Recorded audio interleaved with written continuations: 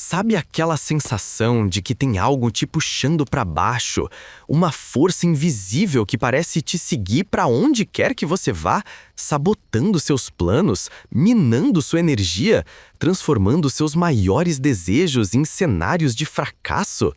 Você não tá sozinho nessa, viu?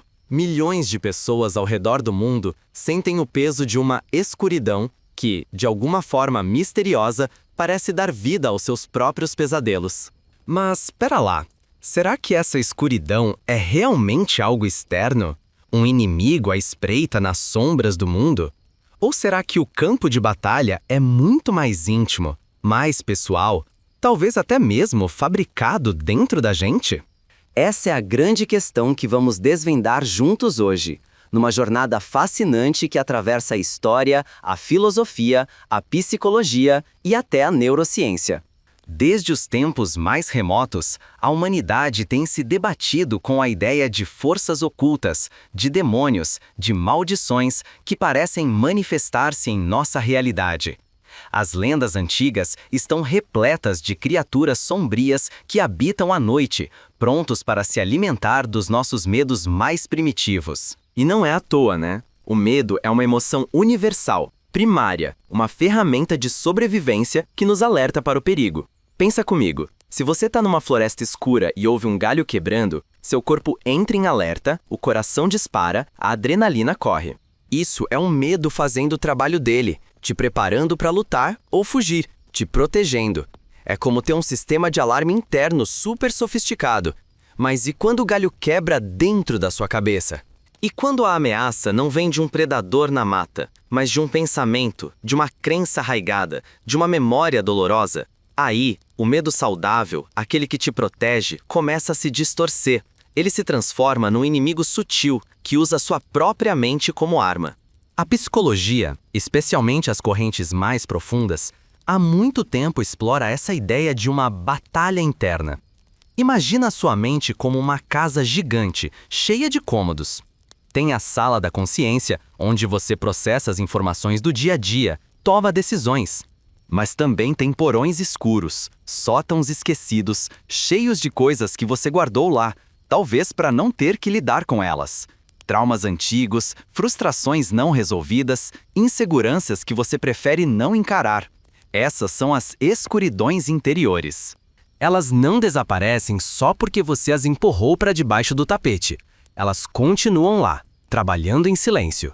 E o mais intrigante é que, muitas vezes, elas começam a projetar sombras na sua sala de estar, criando ilusões de perigo onde não existe, ou amplificando problemas pequenos até que eles pareçam gigantescos.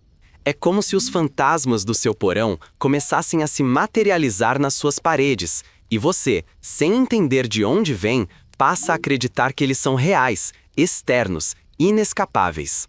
Filósofos de todas as eras já refletiam sobre isso. Pensa no Buda, que disse: "Nem o seu pior inimigo pode lhe fazer tanto mal quanto seus próprios pensamentos." É uma frase curta, mas que carrega uma profundidade imensa, né? Ela nos convida a olhar para dentro, a reconhecer que a fonte de muitos dos nossos tormentos pode não estar no mundo, mas na forma como interpretamos esse mundo, na forma como lidamos com o que está guardado na nossa mente. Se você vive com uma nuvem de pensamentos negativos, de autocrítica implacável, de medos constantes, é natural que sua realidade comece a refletir isso. É como plantar sementes de tristeza e esperar colher alegria. Não faz sentido, né? A mente tem um poder transformador, ela molda a nossa realidade. E não é papo de autoajuda vazio, não. É neurociência, é psicologia. Se você se convence de que vai ter um dia ruim, suas ações inconscientes já começam a se alinhar para que isso aconteça. É a famosa profecia autorrealizável em ação. Sua expectativa cria a realidade. Ou pelo menos, influencia dramaticamente a sua percepção dela. Então, essa escuridão que dá vida aos seus próprios pesadelos não é um vilão de capa preta que te persegue. Ela é um conjunto complexo de padrões mentais, crenças limitantes, medos inconscientes e traumas não elaborados que habitam o seu universo interior. É a sua mente, em sua incrível capacidade de criar e recriar, construindo cenários aterrorizantes a partir do material bruto que você mesmo fornece, muitas vezes sem perceber. E essa é a beleza e o terror dessa revelação. A chave para a libertação não está em combater uma ameaça externa, mas em entender e transformar a fonte desses pesadelos que está dentro de você. Mas como isso acontece exatamente? Como é que nossos medos, tão abstratos, ganham corpo e nos assombram de forma tão real? E mais importante, como podemos reescrever esse roteiro assustador? Agora que a gente começou a desvendar a ideia de que a escuridão e os pesadelos podem ser, na verdade, reflexos internos, vamos mergulhar mais fundo nos mecanismos que o nosso cérebro e a nossa psique usam para criar essa realidade tão particular. Afinal, não é mágica, é ciência e psicologia em ação. A mente humana é um universo complexo, uma orquestra regida por emoções, pensamentos e memórias que, nem sempre, tocam em harmonia. Quando há um conflito, uma tensão ou algo que nos ameaça, mesmo que apenas em um nível psicológico, nosso sistema de defesa entra em ação. É como ter um guarda-costas interno, o ego, que tenta nos proteger de qualquer coisa que possa abalar nossa integridade. O problema é que, às vezes, esse guarda-costas é um pouco zeloso demais. Pensa nos mecanismos de defesa do ego. Já ouviu falar neles, né? São estratégias que a nossa mente usa, na maioria das vezes de forma inconsciente, para lidar com a ansiedade, com o estresse, com aquilo que nos incomoda. É como quando uma criança tem medo de um monstro debaixo da cama e cobre a cabeça com o lençol. Ela não resolveu o problema, mas se sente mais segura, porque o monstro está escondido. Como a gente, adulto, funciona de forma parecida, só que em um nível muito mais sofisticado e, por vezes, autodestrutivo. Um dos mais comuns é o recalque ou repressão. É quando a gente empurra para um canto escuro da nossa mente, lá no inconsciente, pensamentos, desejos ou lembranças que são muito dolorosas ou inaceitáveis. Imagina que você teve uma experiência super traumática, algo que te machucou profundamente. Em vez de processar essa dor, sua mente decide: não vou lidar com isso agora, vou guardar num armário bem trancado. O problema é que o conteúdo reprimido não desaparece. Ele fica lá, borbulhando, e pode voltar de formas distorcidas, como em sonhos perturbadores ou, adivinha só, pesadelos. É como tentar segurar uma bola debaixo d'água. Ela vai sempre tentar voltar à superfície. E o esforço para mantê-la lá é exaustivo. Outro mecanismo fascinante é a projeção. Sabe quando você não gosta de uma característica em si mesmo, mas tem dificuldade de admitir? Então, você começa a ver essa característica em todo mundo ao seu redor. É como se sua mente pegasse aquele defeito interno e o colocasse numa tela lá fora, te convencendo de que o problema é dos outros, não seu. Se você tem um medo profundo de ser incompetente, por exemplo, pode começar a projetar essa incompetência nos seus colegas de trabalho, achando que eles são preguiçosos ou incapazes, enquanto, na verdade, é sua própria insegurança falando mais alto. E tem a formação reativa. É quando a gente expressa o sentimento oposto ao que realmente sente para reduzir a ansiedade. É como aquela pessoa que, no fundo, sente uma raiva imensa de alguém, mas age com uma doçura exagerada, quase forçada. O inconsciente está tentando proteger o ego daquela emoção proibida. E a sublimação, essa é mais positiva. É a transformação de desejos ou impulsos socialmente inaceitáveis em algo produtivo e criativo. Um artista que canaliza sua angústia em uma obra de arte poderosa, por exemplo. Mas, veja bem, mesmo esses mecanismos, quando usados em excesso ou de forma disfuncional, podem nos desconectar da nossa realidade interna e nos fazer acreditar que estamos lutando contra inimigos externos, quando, na verdade, a batalha é por dentro. Agora, vamos falar de algo que tem um poder gigantesco na construção dos nossos pesadelos: a profecia autorrealizável e o viés de confirmação. Já pensou que aquilo em que você acredita fortemente, seja positivo ou negativo, tem uma grande chance de se tornar realidade na sua vida? É exatamente isso. A profecia autorrealizável, cunhada pelo sociólogo Robert K. Merton, é quando uma expectativa inicial, que pode ser falsa, leva a um novo comportamento que, por sua vez, faz com que aquela concepção falsa se torne verdadeira. Imagina que você acredita que não é bom o suficiente para um novo emprego. Essa crença te leva a se comportar de forma mais insegura na entrevista, talvez não se preparando tão bem ou se comunicando de forma hesitante. O resultado? Você não consegue o emprego e sua crença inicial é confirmada. É um ciclo vicioso e muitas vezes inconsciente. E o viés de confirmação entra em cena como um cúmplice silencioso dessa profecia. É a nossa tendência natural de buscar, interpretar e até se lembrar de informações de uma maneira que confirme o que a gente já acredita, e de ignorar ou minimizar o que contradiz nossas crenças. É como ter óculos que só te permitem ver o que você espera ver. Se você acredita que há um fracasso, sua mente vai começar a prestar atenção em tudo que prova isso. Um pequeno erro no trabalho, uma crítica construtiva que você transforma em ataque pessoal, um desafio que não deu certo. E ao mesmo tempo, vai filtrar todos os seus sucessos, suas qualidades, as oportunidades que surgem. Esse viés é especialmente forte quando a gente tem crenças muito arraigadas ou quando o assunto é emocionalmente carregado. E o pior é que, ao fazer isso, a gente reforça ainda mais a crença original, criando um ciclo de autossabotagem. É como se a escuridão interna usasse esses mecanismos para se alimentar, crescendo e projetando monstros cada vez mais reais na sua percepção de mundo. Nossos pensamentos não são apenas eventos aleatórios na nossa cabeça. Eles são energia. E como toda energia, eles têm poder de moldar, de criar, de influenciar a nossa realidade interna e, consequentemente, a externa. Se sua mente é um jardim e você só planta sementes de medo, autocrítica e negatividade, o que você espera colher? Espinhos e ervas daninhas, né? E esses são os pesadelos que ganham vida. Eles não são ataques de uma força externa, mas sim as colheitas amargas de um terreno mental mal cultivado. A ansiedade e o estresse, por exemplo, são grandes catalisadores de pesadelos. Quando estamos preocupados, ruminando pensamentos negativos, o cérebro não desliga totalmente no sono. As emoções se manifestam de forma mais intensa, sem a filtragem racional que temos quando estamos acordados. É por isso que os pesadelos podem ser tão vívidos e aterrorizantes, porque são a nossa própria mente processando e, muitas vezes, amplificando os medos e as tensões que guardamos.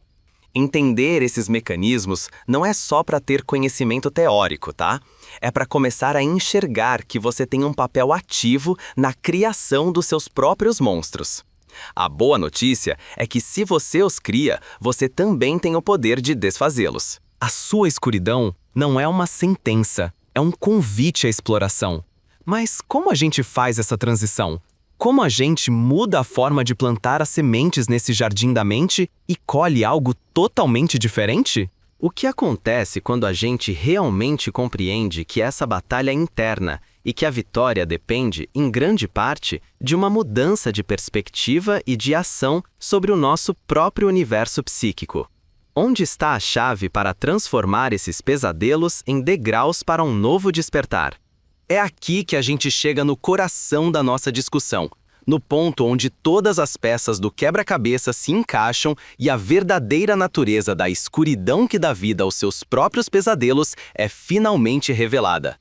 Depois de explorar as raízes históricas do medo, os intrincados mecanismos de defesa da nossa psique e a potente influência das nossas crenças e pensamentos na construção da nossa realidade, percebemos que o monstro não está escondido debaixo da cama, nem espreitando das sombras de um beco escuro.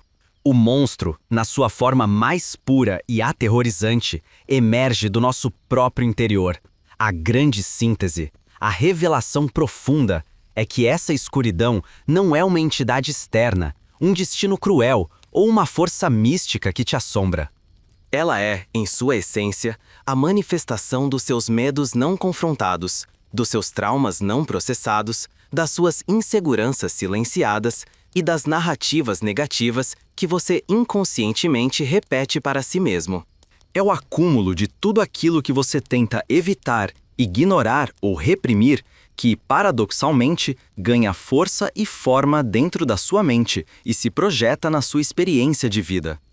É como se você fosse o arquiteto de um labirinto, e os pesadelos são os minotauros que você mesmo colocou lá dentro. Pensa no conceito da sombra de Carl Jung. Não estamos falando de uma sombra física que te segue no sol.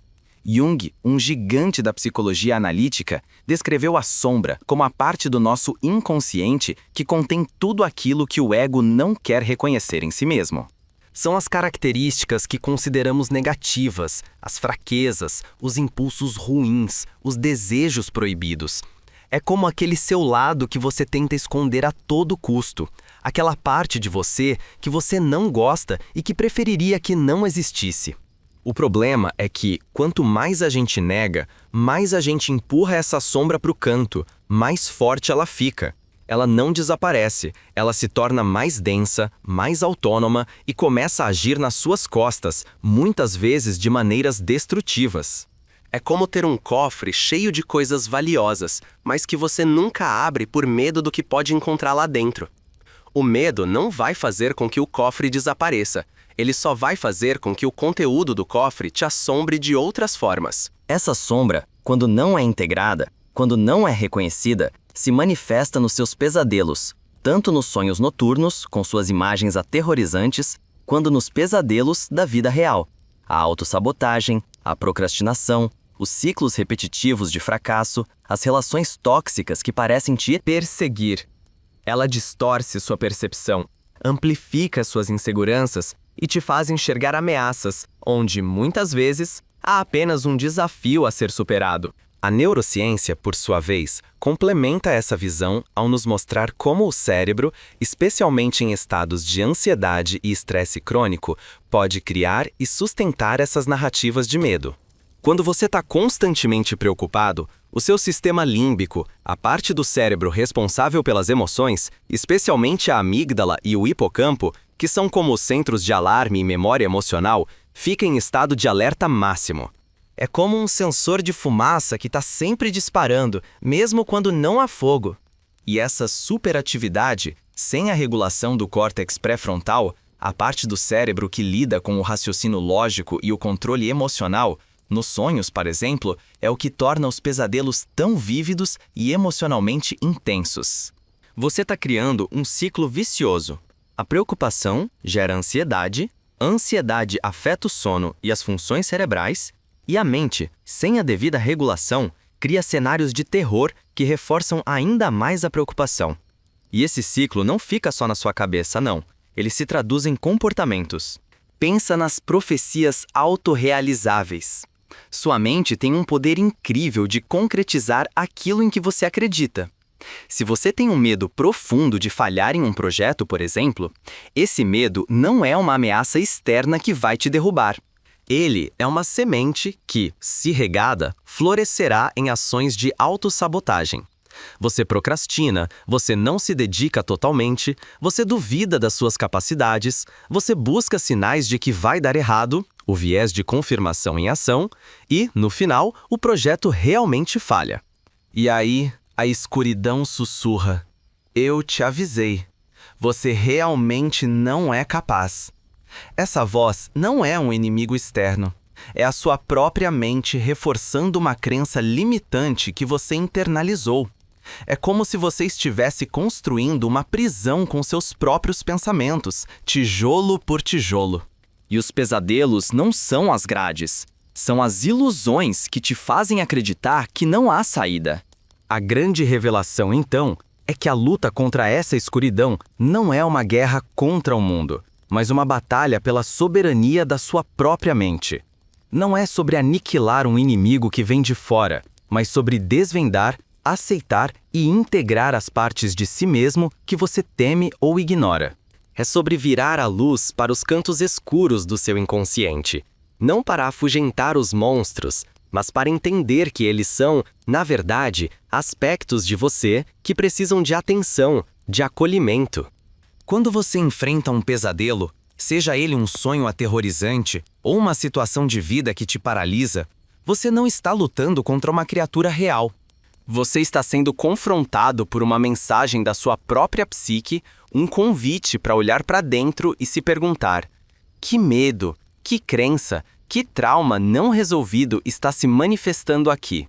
A clareza de que essa escuridão é interna, maleável e, em última instância, controlável por você é o primeiro e mais libertador passo. É a virada de chave que te tira da posição de vítima de circunstâncias externas para a posição de criador consciente da sua própria realidade. Mas como a gente traduz essa revelação em ação? Como a gente pega essa consciência de que a fonte dos pesadelos está dentro e começa a reescrever o roteiro da nossa vida? Como se faz para desarmar esses mecanismos internos de autossabotagem e transformar a escuridão que dá vida aos pesadelos em uma fonte de poder e crescimento? A resposta não é simples, claro, mas passa por um compromisso profundo com o autoconhecimento, com a ressignificação das nossas histórias e com a construção de uma nova narrativa interna.